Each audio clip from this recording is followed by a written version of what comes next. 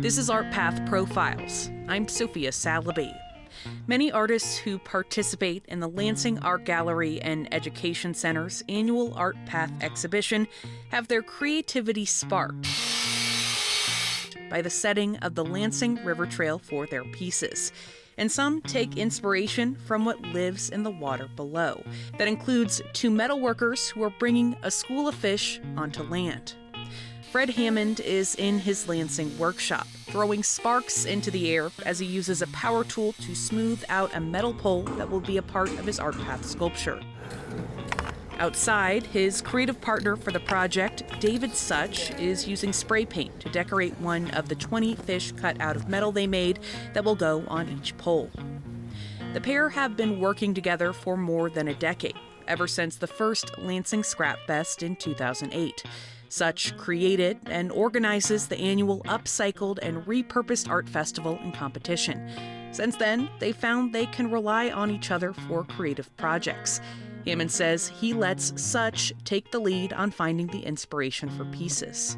David is really by far, the more artistic and creative side of this. And then I'm a little bit more of the craftsman, mechanical side. So it works well. And Such adds that without Hammond, he'd probably give up on some of those ideas. He figures out stuff that I have no clue how to figure out. He's got a good problem-solving brain. They've collaborated on several Art Path pieces in the past.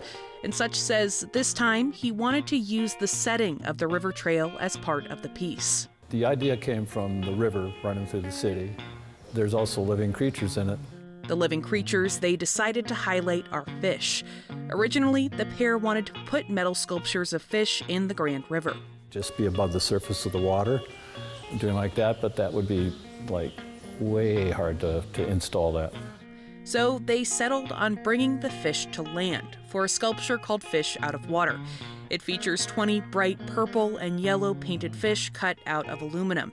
Hammond says each one is placed on a pole that kind of works like a weather vane. It's not just a static sculpture that sits there, but when the wind changes, this is going to move, just like a true school of fish would in the water.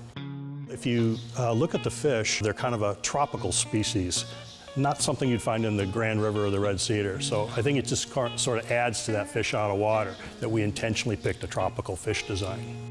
Reflecting on their partnership, Such and Hammond say appreciation for art has grown, but there's still work to do, which is why Art Path is important.